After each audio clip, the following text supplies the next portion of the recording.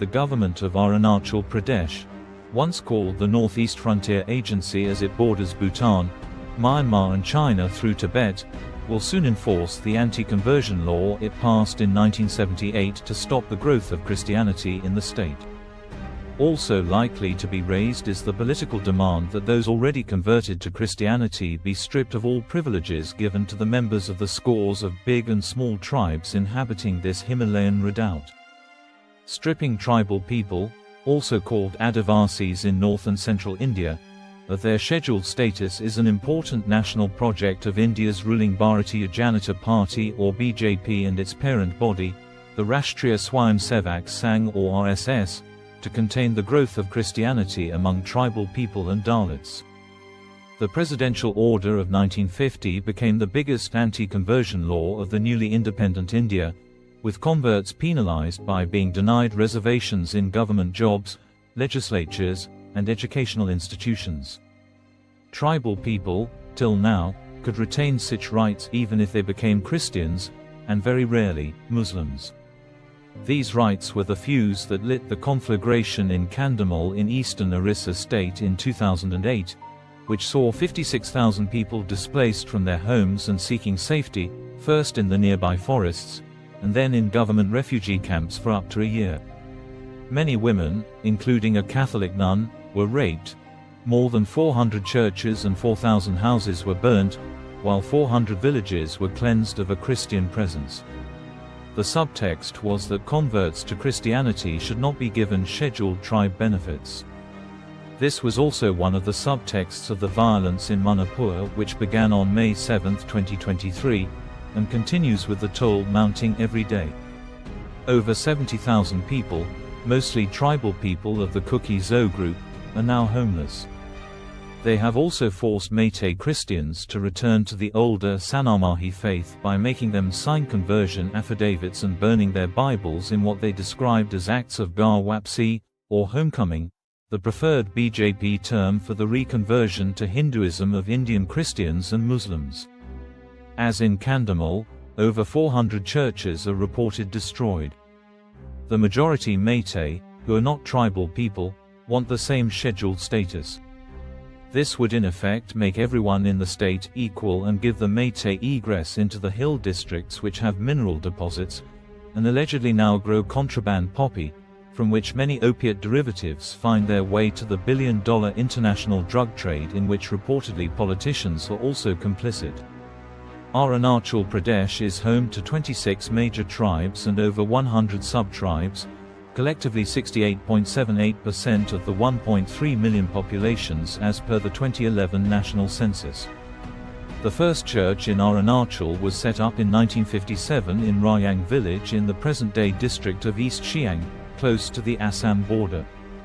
Christians now constitute just over 30%, with Hindus close behind at 29.0%, the Donyi Polo at 26.2%, and Buddhism, both Theravada and Mahayana, at 11.8%. The many indigenous tribal religions, many nature or ancestor worshipping communities, total some 3%. The strength of the Hindu population may be significantly more as the Donyi Polo often also identify themselves as Hindus. Many of their social, political and religious leaders are also members of the RSS.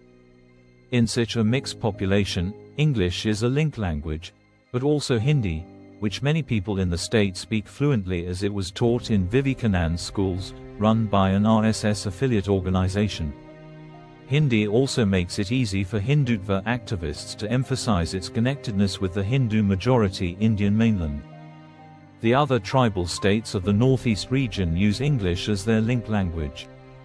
Over the last 3 decades, which saw Christian evangelization, the RSS was working with equal zeal radicalizing Hindu tribal groups, and ones following various indigenous faiths. The RSS and its affiliates view the state's indigenous faiths as part of Sanatana Dharma, or Hindu religion. This has now effectively pitted them against the proselytized Christians.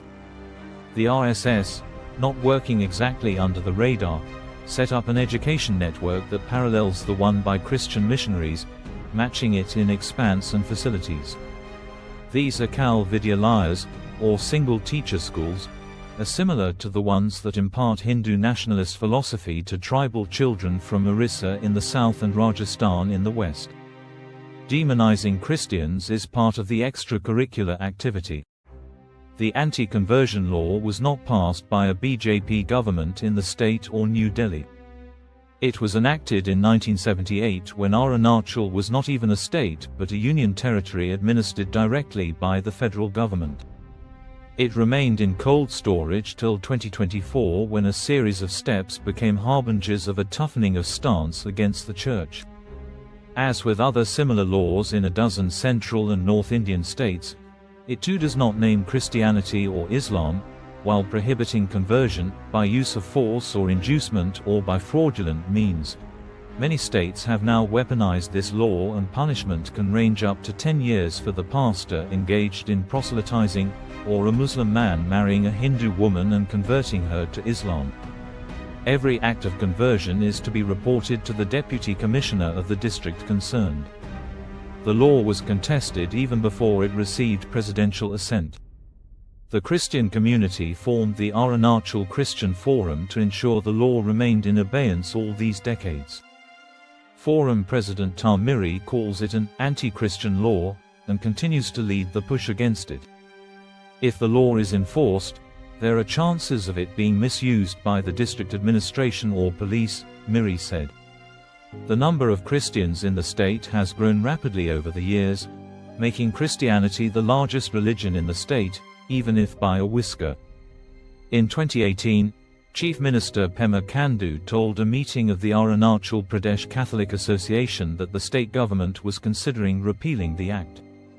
But, as in Manipur, the call to stop conversions was routed through a public interest litigation in 2022 by a lawyer, Tambo Taman, who appealed for judicial intervention over the failure of the state government to frame rules for the act. On September 30, 2024, the state government told the court that draft rules had been framed and would be finalized in 6 months. That would mean the law could be enforced by March end or early April.